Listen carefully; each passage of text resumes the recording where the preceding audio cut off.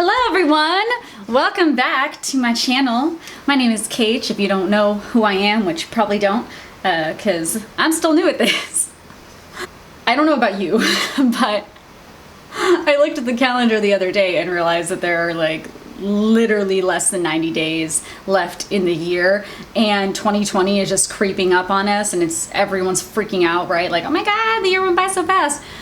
But the thing is that I feel like this happens every year. Every year around October, September, October, everyone's like, oh my god, it's Q4, it's the end of the year, and it all went by so fast. But it only goes by so fast when you feel like your life is sort of getting away from you. Like every day you are not getting the things done that you want to get done, and you kind of have a vision of what you want to do and how you want your life to be. But if you don't focus on getting things done on a daily basis that are actually going to get you to where you want to be, when the next year rolls around, you are going to be in the same place. And I feel like that is why everyone's always thinking like, oh my god, the year went by so fast. But it's because we aren't doing things daily towards our goals. So I really wanted to put out a video that I know that I would want to see at this time of year, which is, how do I get back on track? How do I, because it's not mid-year anymore. You can't do like mid-year reset, you know what I mean? There are less than 6 months left in the year. There are basically less than 3 months left in the year. And it's really not a lot of time. And I'm not trying to be Debbie Downer, but it's really not a lot of time. So if you really want to take advantage of the rest of this year to sort of set it up so that 2020 is going to be your most successful year, so that you can start 2020 on good footing and have a really solid foundation, so that when the year starts, you feel way more confident than you were. You feel like you are actually on a road or on a path that's going to lead to where you want to be. So this is going to be 10 steps to get back on track before 2020. The first thing that I really think that everyone should do, and it's one of those things that, some people are like, yeah, I don't believe in that, and some people like me are all about it. And that is to take a Myers-Briggs personality test. So I'm going to put a link in the description. I believe it's 16personalities.com. But Myers-Briggs personality test, it's not like a Cosmo test. You know what I mean? Like, it's not like a little quiz. It actually takes a decent amount of time. So definitely separate like at least 30 minutes to take this test. And be really honest with yourself. Be brutally honest. No one's going to judge you for this. It's not like a pass-fail situation. It literally is going to ask you a bunch of questions, like a lot of questions, and it's going to sort you into one of 16 personalities.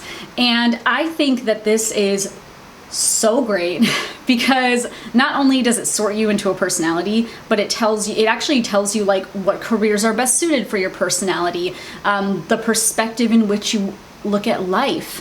And when you read through your results, it's like mind-blowing. You read through and you're like, oh my god, that is me. That's insane. Like, how do they do that? And it's because they're psychologists. Like, psychologists put this together. It's not like a Cosmo article, you know what I mean? Even though we can be very self-aware as people, I consider myself very self-aware, but even if you are, reading through this really puts it into perspective. Like, wow, okay, I am this way, and this is how I can work with it, versus going, I'm just this way, and like, that's just how it is, and I'm never gonna change, like, that's just whatever, and you're sort of accepting where you are. But also, I mean, I guess if you were that kind of person, you probably wouldn't be watching, a self-improvement kind of video anyway. But yeah, so definitely take a Myers-Briggs personality test, because that is going to give you so much insight to sort of start you on this path of fixing your life. So number 2 is to Marie Kondo your home. Okay, Marie Kondo it. So I love Marie Kondo. I don't know if you've watched her show on Netflix, but freaking love her so much. I can't. I read The Life-Changing Magic of Tidying Up, and I went through it, right? And here's the thing, is that I feel like in our society, having less means that you are less. Like, I feel like that's the correlation that we get in our society, because we are so consumer based as a society. Like, you need to have things to be happy, right? And a lot of the time when I tell other people, like, hey, you should really read this book, you should really, you know, get rid of a lot of stuff, and you don't need this much stuff in your life, you know, I get a lot of the same responses where people are like, but like, I worked so hard to get these things, and, you know, I just feel like if I had less clothes, I would have, you know, less outfits, blah, blah, blah. I'm telling you right now, I have actually Marie Kondoed my closet. I'm using it as a verb. I've Marie Kondoed my closet 3 times just this year. And I have removed so many items of clothing from my closet. And I'm definitely not going to say I'm a full-blown minimalist, because I'm not. I'm not one of those like, oh, I only have 30 pieces in my closet.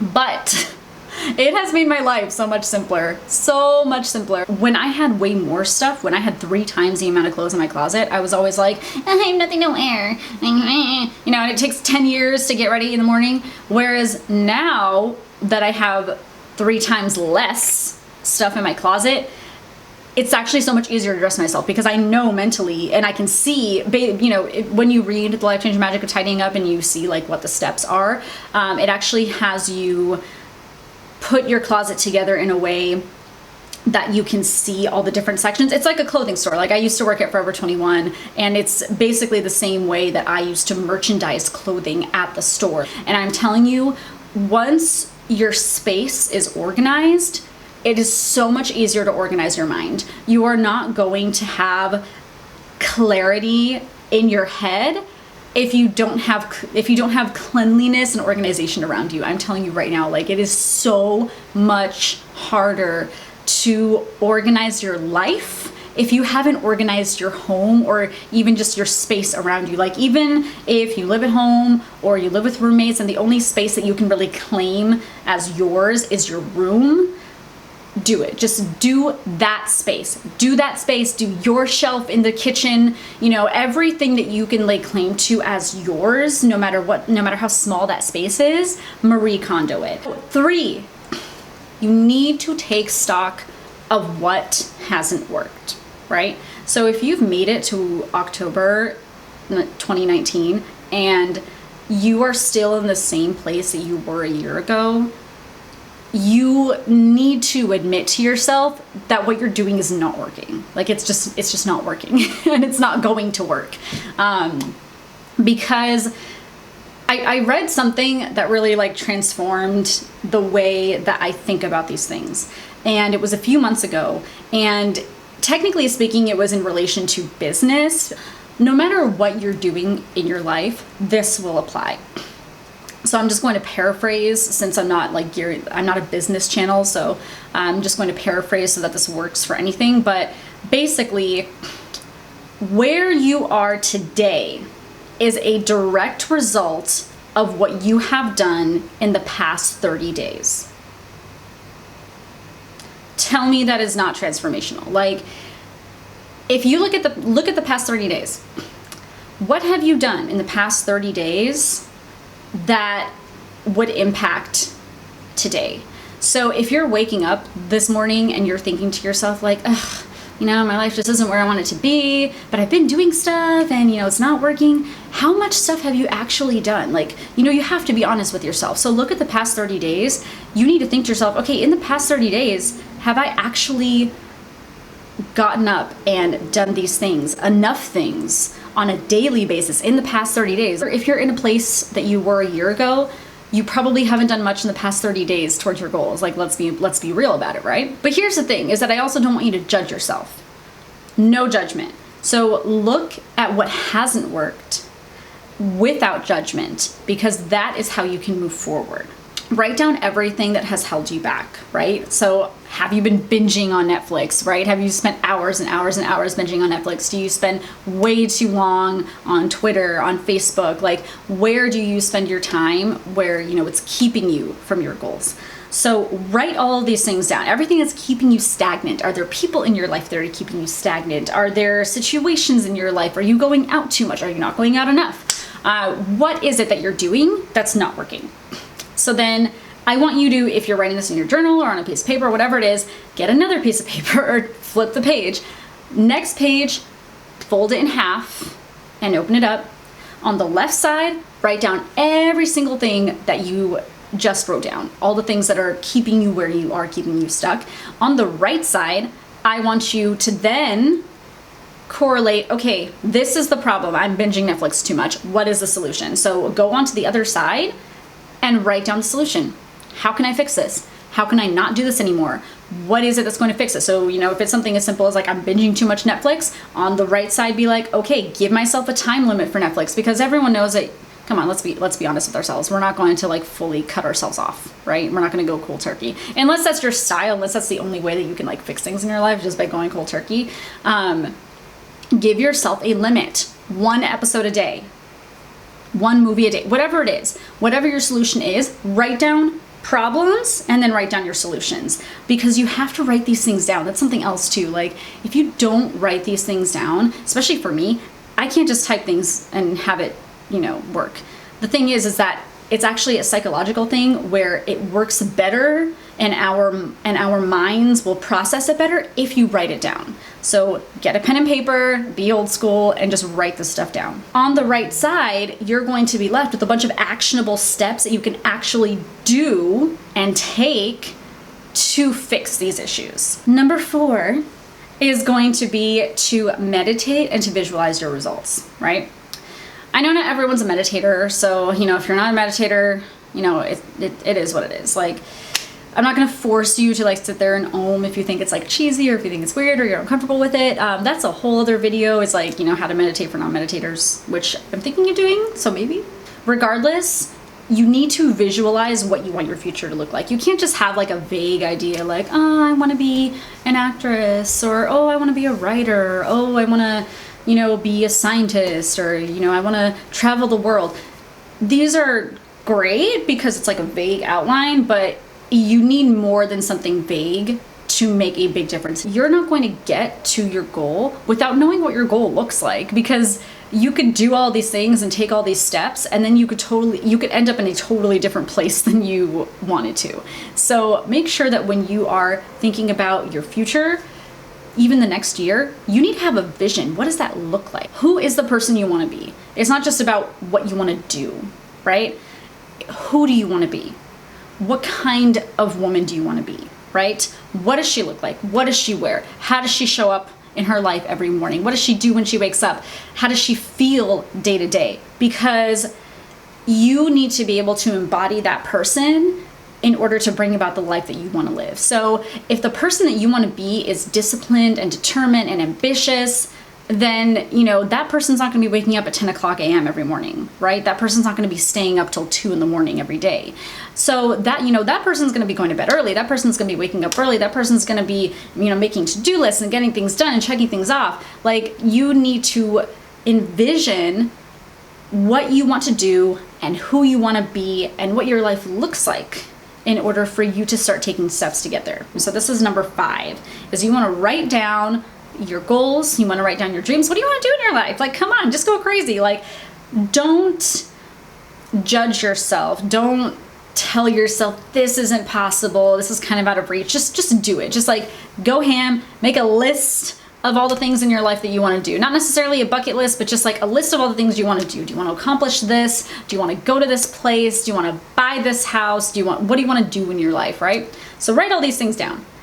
The next thing I want you to do is number 6, right? I want you to take that list of things that you wrote down and I want you to separate them into long-term and short-term goals. Because yeah, you may want to buy a house, but that's depending on, you know, I don't know your life, but that's probably not going to be like a 6-month goal. I define short-term as like 6 months to 3 years and long-term as 5 to 10 years, right? And so that's what you're going to do. You're going to short-term, long-term. Use a highlighter if you have to. I'm very visual, so I'd have to use like green highlighter, blue highlighter, so that everything's separate. After that, you're gonna do number 7. Number 7 is to create a vision board. There are lots of videos about how to create a vision board. The basic idea of how I create my vision board is I go on Pinterest, I get all the pretty, like really inspiring pictures. I don't like magazines and like cutting things out because I just feel like that doesn't give me exactly the vision that I have in my head. So I go on Pinterest and I get all of the pretty pictures, put them on this one board. Now, because Pinterest is awesome, you can actually click download image. So you can download all the pictures. I put them into a Word file. Sometimes I even put them onto like PicMonkey or Canva, but you don't have to get fancy. Literally, you can copy and paste these pictures into a Word file, arrange them so that it's easy to cut them out. And I actually like to send them to FedEx and get them like professionally printed on glossy paper, because then they actually look like photos, right? You don't have to go all that fancy, but that's how I do it. So I want you to make a vision board, but don't make a vision board for everything that's on your list. Make a vision board just for your short-term goals, 6 months to a year. That way So make a vision board just for your short-term goals, your 6 months to 1 year goals. That way, 1 year from now, you can look at your vision board and see what you have been able to make happen, right? So whether or not you believe in law of attraction or anything like that, I'm not here to, this is not the video to like make you a believer, right? This is just, regardless, you want to have a visual representation of what your goals are, because that is how we can keep it fresh in our minds. That is how we can keep ourselves motivated day to day. Post this thing up somewhere where you're going to see it every single day, because you need to be actively looking at it and actively, experiencing these goals when you're looking at them on this board on a daily basis for this to happen. Next, you're going to take your planner. If you don't have a planner, get one. It's actually the perfect time of year to get a planner, because I believe definitely October is when all the planners for the next year come out. So there's like a special schedule for like, publishing planners. And so right now it's perfect, because you'll have a ton of options. If you're someone like me and you're very visual and need to have like a pretty planner, you'll have plenty of options. So get your butt to Barnes & Noble, get your butt to Anthropologie, because they have really pretty ones, but they're really expensive. Or, you can go on Amazon, you can go to the dollar store. There are planners everywhere, so you have no excuse. Get a planner. So you're going to take your 2 lists. You're going to take your list from step 3, which is all the things that's getting in the way of your life, all your bad habits, all that stuff. And you're going to take your list of short-term goals. You're going to take those 2 things, and you're going to take your planner, and you are going to create deadlines. You're going to create habits. You're going to create lists. You're going to create a planner that is chock full of stuff that you need to get done, habits that you need to check off, so that you can create this new version of you within these next few weeks. The best thing about doing it this way is that you will have deadlines. So it's not just gonna be like, oh, okay, I guess I have to wake up earlier. Put in a deadline of like, okay, by this day, I want to be getting up at this time every day. So it's not necessarily like, oh my God, I have to start immediately and every single day be waking up at 6 a.m. But you wanna say, you know what? By October 15th, or it takes, what do they say, like 28 days to create a habit? Okay, so by October 28th, I want to have created the habit of waking up early. And so put that in your planner. So this is the way that you can actually, again, have a visual representation of what you're supposed to be doing. The next thing that you're gonna do is you're going to create routines. And you're gonna create routines that keep you motivated. So the one thing that you don't wanna do is what I did. And I watched all the YouTube videos, I read all the self-help books, and I was like, oh my God, okay, I have to have a morning routine, and it has to be 5 a.m., and it has to be perfect, and it has to have all these things, like wake up at 5 a.m. and do my visualizing and read books and journal and, do yoga. I am not even a yogi, okay? Like, I am not even someone who does yoga on a regular basis, and there I was waking up at 5 a.m. to do yoga. For what reason, I don't know. Everyone is different. So your morning routine does not have to look like the 3-4 hour morning routines you see on YouTube. It is just not attainable for everybody. People have lots of things that they have to do, and not everyone can wake up at 5 a.m. or 6 a.m. Like, I tried to be in the 5 a.m. club, I did, but not for lack of trying. My usual bedtime is around midnight, so I can't just wake up at 5 and not have my sleep suffer, you know what I'm saying? So typically I'm like a 7 a.m.er on my good days. So make this tailored to you. So what I do is I created myself a little daily habit sheet where I have 5 daily habits and then 4 habits that I want to do in a week. That way it's not crazy and I'm not overwhelming myself. Okay. The last thing is to enlist a friend. Get a friend, get a family member, someone that's gonna keep you accountable. I meet up with someone once a week and she keeps me accountable for all the goals that I want to attain, because without that accountability, I'm not getting stuff done because I forgive myself way too easily, right? All right, so get someone that's gonna keep you accountable and let them know what goals you're trying to get done and make sure that they check up on you. It's a lot to take in. Please replay this video, take notes if you need to, but I promise you that if you do these 10 things over the course of the next few months, you will start 2020 with a bang. You will be ready, you will have a foundation, and you are going to get shit done this year, okay? So please, in the comments, tell me what you are trying to get done. What is your goal for 2020 that you want to have a foundation for? Like and share this video if you know someone who needs some inspiration for 2020, who's feeling kind of down that, you know, this year has gone by so fast. And I will see you in the next one.